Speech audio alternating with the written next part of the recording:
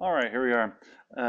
This is the intro video on sectors of circles. And so here we go. A sector of a circle, what it is, if you're just looking at this picture, it's going to be the pie piece, essentially, the slice of pie that is formed right there. That red part is a sector. Now let's be a little bit more specific about that. So with our circle, at the very center, if we have, coming from that center, well, these two lines then, those must be radii. And where they hit the circle, they form what is called an intercepted arc. Intercepted arc. Those are where the two radii intersect the circle, and the arc length between them is called the intercepted arc. When you have the two radii coming out from the center, that's called a central angle. So a central angle forms this sector right here. There's what a sector is. Um, and we're going to have a few different kind of formulas that are formed here. They're going to be really useful. And if you look in your book, we're going to use, though I don't think the letters are great choices, it's what the book uses. They have S for your arc length, the length of that intercepted arc over here. So S is going to stand for your arc length. And K, capital K, because it's area, is going to stand for the area of the sector, for the area of that part right there. So that's going to be area of sector. I'll probably typically use X and Y because for me, those are confusing letters. If we're talking about a sector, wouldn't that be S? And so I don't really like those letters. But that's what you'll see in your book. S for arc length. Oops, didn't want to get white there. S for the arc length, that piece out here, and then K for the area of that sector. All right, so let's talk about some of the formulas. And if you look again in your book, you'll see, and this is section 7.2, if we're still using the same book in a few years, that it says in theta, if theta is in degrees, then your S, your arc length, is equal to theta divided by 360 times 2 pi r.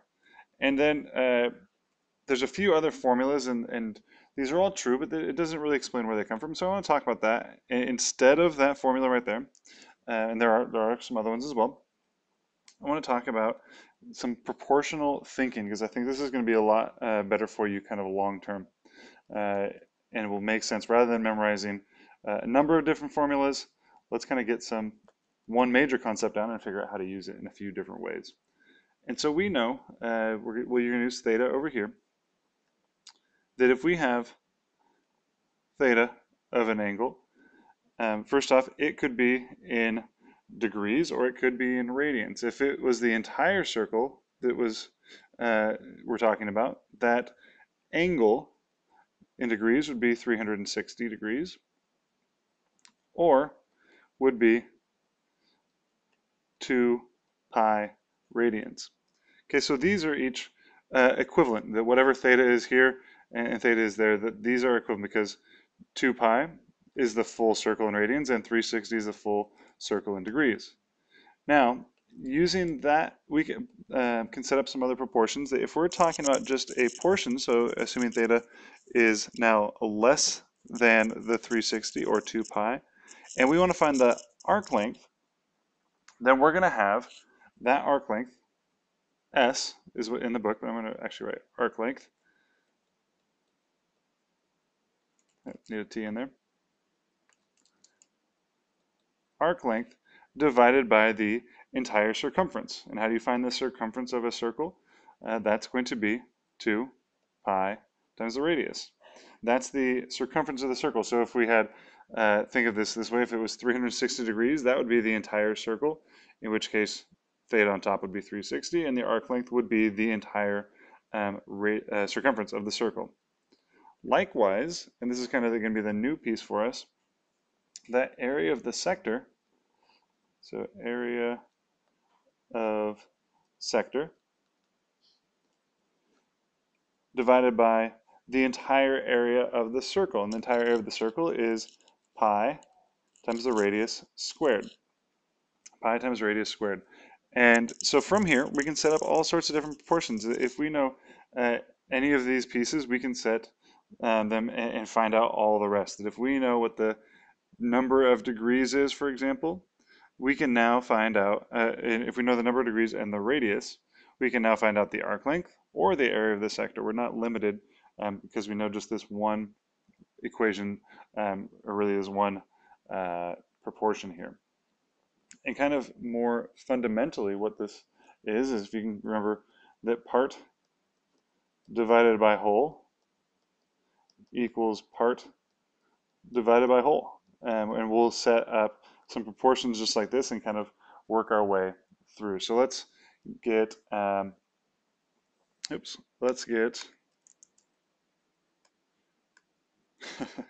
let's get a proportion set up for finding the arc length. Okay, so we've got that right there. And whether it is in degrees or in radians, we'll set up arc length, which the book uses as S, divided by the entire circumference, the length of the whole circle.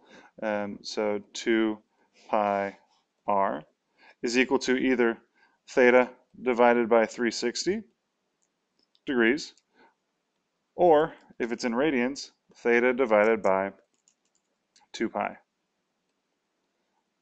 Okay? And maybe you notice right now, hey, 2 pi is in the denominator of each of these. What if we multiply both sides by 2 pi? And you certainly can, and that's part of how you would simplify your proportion here. Now we also could get this set up for the area of the sector. So now area of a sector.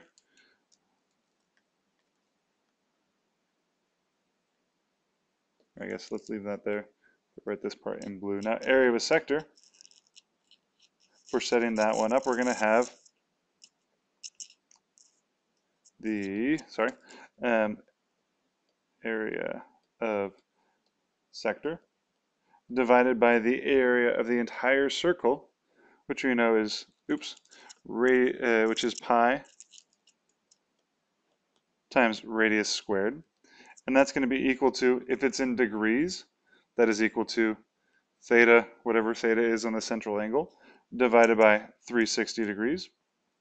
Or it's equal to theta, if it's in radians, divided by 2 pi. And we'll use those proportions to solve all sorts of different questions as we go through. But there we go. There's kind of our introduction to these concepts.